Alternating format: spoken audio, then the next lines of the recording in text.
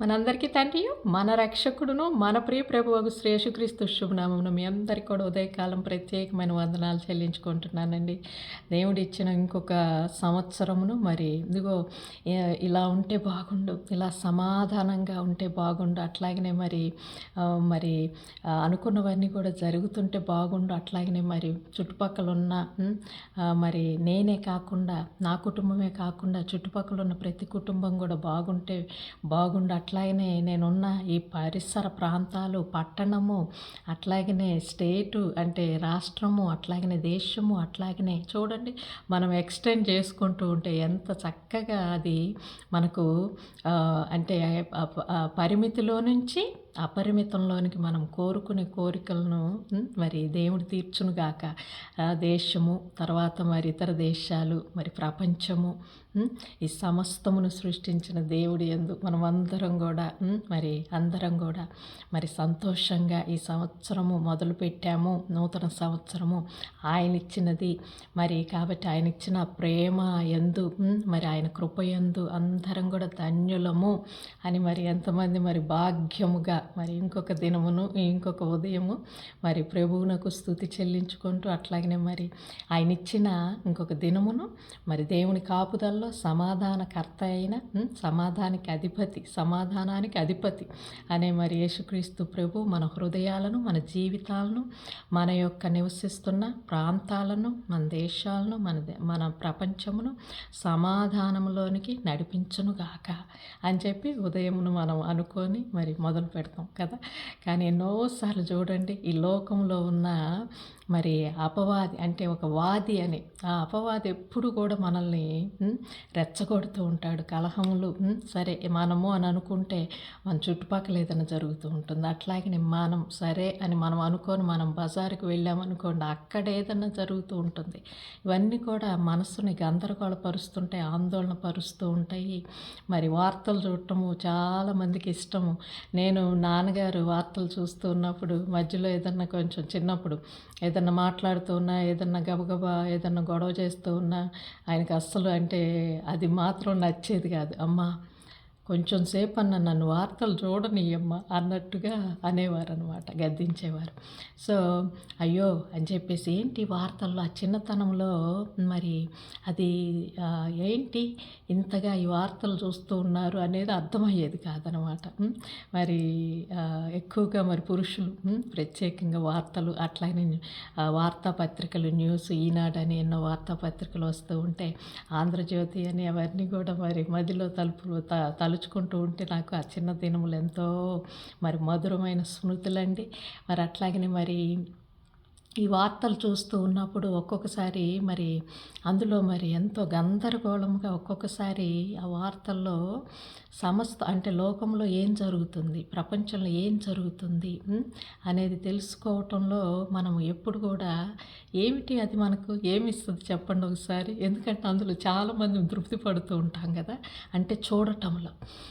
ఎందుకంటే అది అన్వయించుకోవటం అన్నమాట. అక్కడ అది జరుగుతుందా, ఇక్కడ ఇది జరుగుతుందా, ఫలానా చోట ఇది జరిగిందా, ఫలానా చోట అదిగో అయిందంట, ఎవరో మరణించారంట, ఇంకేదో జరిగిందంట, అదిగో ఇదొక వార్త అదొక వార్త అని చెప్పేసి మరి ఎన్నోసార్లు చూస్తూ ఉంటాం. అవి మనల్ని మనస్సులను కలిచివేస్తూ ఉంటాయి.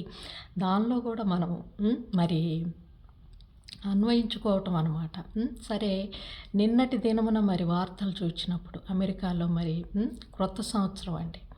ఆ క్రొత్త సంవత్సరంలో మరి చూడండి ఎక్కడ నుంచో ఒక వ్యక్తి అంటే ఆయన మనస్సులోని కలహమా, లేకపోతే పగనా, అది ద్వేషమా, మరి అసూయనా, మరి ఆ కారణం ఏంటో తెలియదు కానీ న్యూ ఓర్లిన్స్ అని మరి అది ఆ ప్రదేశంలో మరి అమెరికాలో క్రొత్త సంవత్సరము మరి పెద్ద ఒక ట్రక్కుని నడుపుకుంటూ మనుషుల మీదకి వచ్చేసాడంట. వచ్చేసి ఎంతోమంది గాయపడ్డారు. మరి 30 మంది పైన మనం ఇప్పుడు హైదరాబాద్లో ఉన్నప్పుడు చూడండి కోటి సెంటర్ కానీ ఏమన్నా జ్ఞాపకం చేసుకుంటూ ఉంటే నారాయణగూడ అవన్నీ మనం మామూలుగా న్యూ ఇయర్ అంటే అందరం కూడా సంతోషంగా ఏదైనా బజార్ వెళ్దాం, ఏదన్నా కొనుక్కుందామో అనో, లేకపోతే ఏదన్నా అటు ఇటు అందరితోటి నడుచుకుంటూ వెళ్దామని, అక్కడ ఏమైనా జరుగుతూ ఉంటే ఈవెంట్స్ చూద్దామని పోతాం. అలాగ పోయిన చోట మరి ఎవరో వ్యక్తి సడన్గా ట్రక్ నడిపించుకుంటూ వస్తే ఎంత అది గందరగోళమైన పరిస్థితి. అందులో మరి 30 మంది పైన మరి గాయపడ్డారు. మరి అందులో వెంటనే మరి అంబులెన్స్లో తరలించినా కూడా 14-15 మంది చనిపోయారని తెలిస్తే, అంటే అది ఆ వార్తగా చూచినప్పుడు అంటే ఏంటంటే, అయ్యో, క్రొత్త సంవత్సరంలోన ఇలా జరిగిందా అని చెప్పేసి అనుకోగానే బాధ అనిపించింది. ఏంటంటే అయ్యో, ఏంటిది, క్రొత్త సంవత్సరం మనం మొదలు పెట్టాలి అని అనుకున్నప్పుడు మనం చూడండి, మంచిగా జరగాలి అనేది, అంటే మనదే మంచి కాదుగా, మన చుట్టూ కూడా అందరూ కూడా మంచిగా ఉండాలని కోరుకుంటాం. మరి ఎందుకు ఇలా జరిగింది అనేది చూచినప్పుడు అది పగ, ఒక మనిషిలోని పగ, ఒక మనిషిలోని అంటే ఆ పగ ఎందులో వస్తూ ఉంటుంది అనేది చూచుకుంటూ ఉంటే మరలా దానికి వెనక్కిపోతే మూలంలోనికి క్షమించకపోతే మనము జీవితంలో ఈ క్షమించటం అనేది ఎంతో మరి అది ఉన్నతమైన అది గిఫ్ట్. అంటే ఏంటంటే బహుమతి. దేవుడు క్షమించారు. ఆయన కుమారుడి యందు మనమందరం క్షమింపబడ్డాం. ఇప్పుడు మనము మన తోటి వారిని ఎవరినన్నా మనము ద్వేషిస్తే ఏమవుతుందంటే అది క్షమించరాని నేరం అన్నమాట ఈ సృష్టిలో. దానికి ఇతరులు బలైపోతూ ఉంటారు. అంటే ఇక్కడెక్కడో జరిగిందని కూడా మనము అంటే మనము ఎలా అన్వయించుకోవాలి అని అంటే, లోకంలో ఇంకా మీరు ద్వేషము పగను ఉంచుకున్నారు అని దేవుడు చెబుతున్నారు అన్నట్టుగా అనమాట. సో అందులో చనిపోయిన వారు అమాయకులు. అమాయకత్వం ఎప్పుడు కూడా బలైపోతూ ఉంటుంది. ఈ మనలో కూడా చూడండి, ఈ పగ ద్వేషం అనేది వచ్చినప్పుడు మనలో ఉన్న అమాయకమైన ఆలోచనలు బలైపోతాయి. అమాయకంగా ఉంటాం. అయ్యో, ఏమి తెలియనట్టుంటాం. ఈ దుష్టుడు అనే ఈ దుష్టత్వం అనేది లోకంలో ఉన్నది. అది ఏమి తీసుకొని వస్తూ ఉంటుందంటే మనల్ని ఒకరితోటి అంటే ఇరుగు పొరుగు వారితోటి, కుటుంబంలో వారితోటి, బంధువులతోటి, స్నేహితులతోటి ఎవరితోటి సమాధానం ఉంచనివ్వదనమాట. ఉండనివ్వకుండా ఆ ప్రతివాది అనే ఆ వాదం అనేది ఎప్పుడు కూడా మనల్ని గందరగోళం చేస్తూ ఉంటుంది. మనస్సులో సమాధానం ఉంచనివ్వకుండా చేసి దాని నుంచి ఒక్క ఆలోచనలోంచి క్షమించరాని పగ, ద్వేషము ఏమి రేపుతాయండి? కలహాన్ని రేపును. మరి దీనన్నిటిలోంచి మరల కూడా ప్రేమ అన్నిటినీ తాళును, అట్లానే ప్రేమ ఓర్చుకొనును, ప్రేమ సహించును. అంటే దానికి మందు ఏంటి? రెమిడీ ప్రేమ.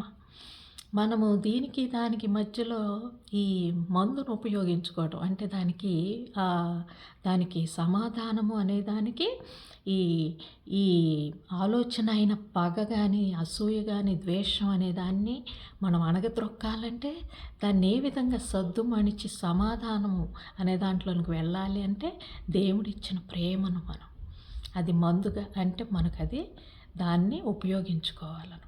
కాబట్టి నీ కోపం వచ్చినా కూడా సాయంత్రంలోపు సద్దుమణగాలి. మరి అట్లాగని వెంటనే క్షమించుకోవాలి. ఎన్నిసార్లు అంటే 77,000 మార్లు మటుకు అని చెప్పేసి అంటే దానికి లెక్క లేదనమాట.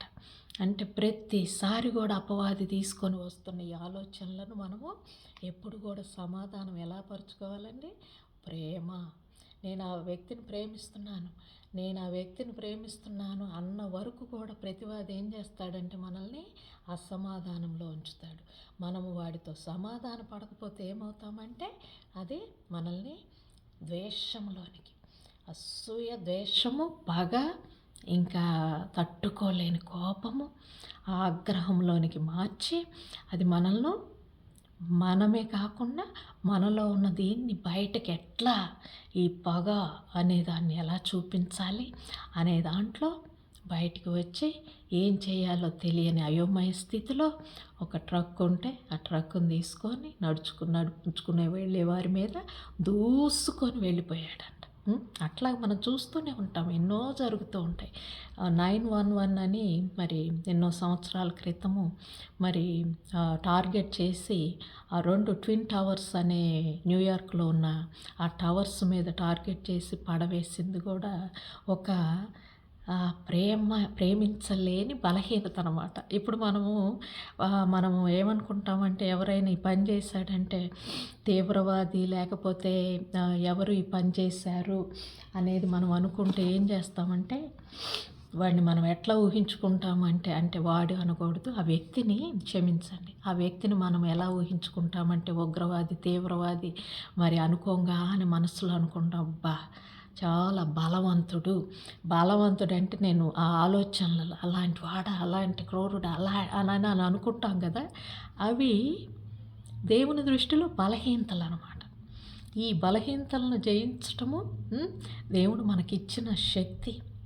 కానీ అందులో ఎప్పుడు కూడా ఓడిపోతూ ఉంటాం. ఈరోజు ఏదో నేను కార్పెట్ క్లీన్ చేసుకుంటా ఉంటే ఆ చిన్న బాబు అటు వస్తే కూడా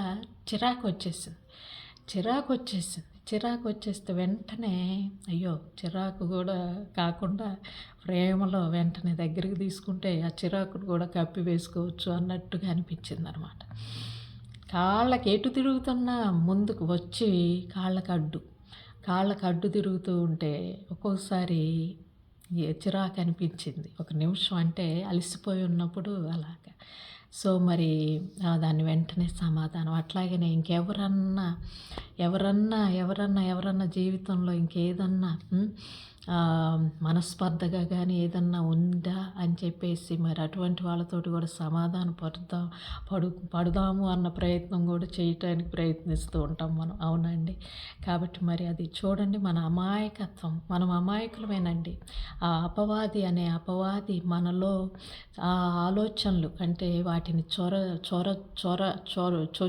చొరజోపి అంటే మన లోపల మనల్ని మన యొక్క సమాధానం ఇచ్చే మన దేవుడి యొక్క సమాధాన స్థితిని చెదరగొడుతూ ఉంటాడు.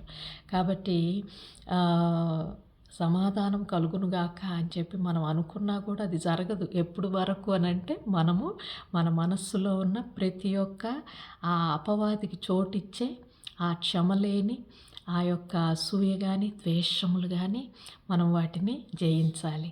ఎలా జయించను ఇవి అనంటే దానికి రెమెడీ ఏంటండి? ప్రేమ అనేది మనకు ఆయుధం అండి.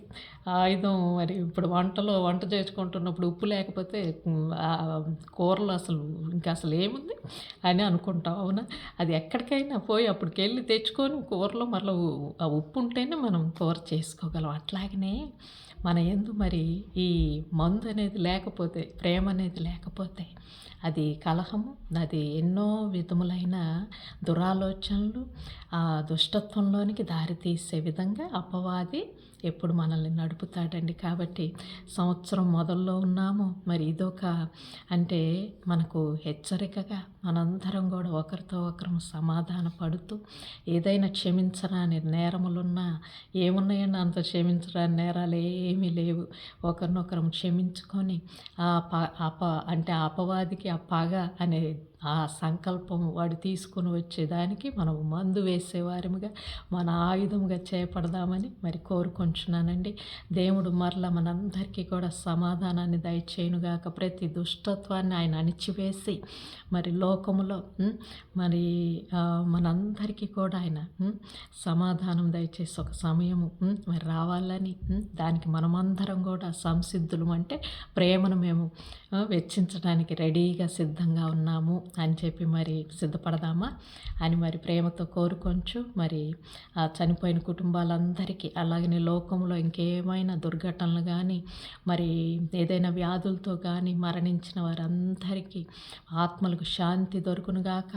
మరి అలాగనే మరి ఆ కుటుంబ సభ్యులకు ఆదరణ దొరుకునుగాక. అలాగనే మరి లోకంలో ఎంతమంది సమాధానము అనే దాంట్లో ప్రేమను ఆయుధంగా ఉపయోగించుకోలేక మరి ఎంతమంది ఓడిపోతున్నారో దాన్ని బట్టి లోకంలో ఎన్నో విధములుగా పగ ద్వేషంతో ఎవరిని చంపుదామా, ఏదైనా